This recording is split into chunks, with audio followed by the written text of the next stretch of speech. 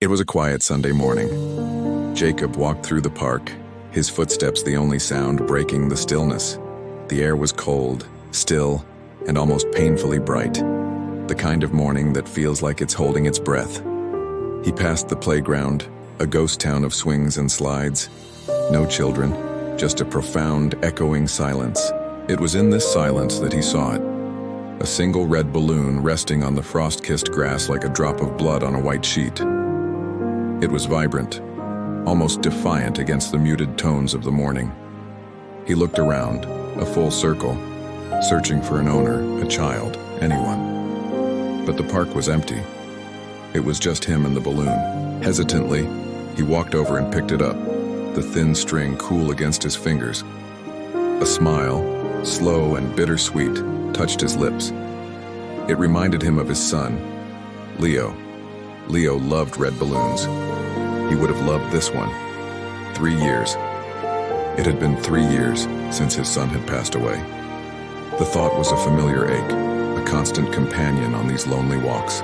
Jacob found a nearby bench, the cold wood seeping through his coat, and sat down, holding the balloon string gently.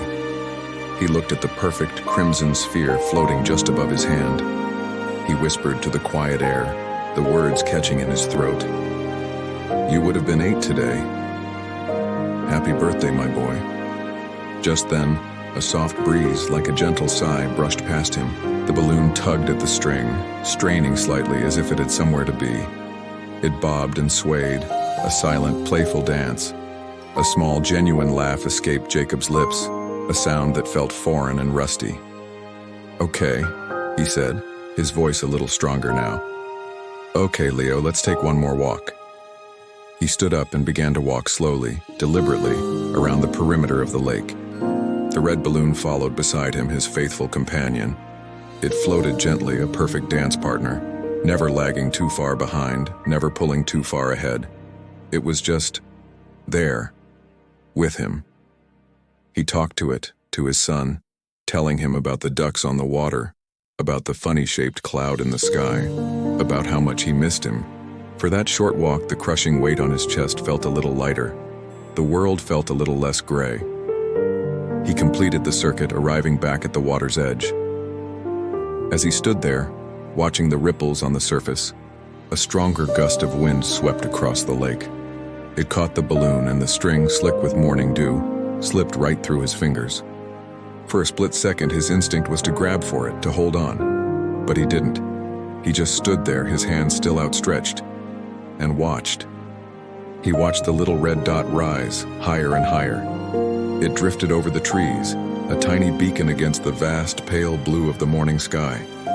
It climbed with a steady, peaceful purpose until it was just a pinprick, and then it was gone, vanished into the endless expanse. Jacob didn't feel a sense of loss.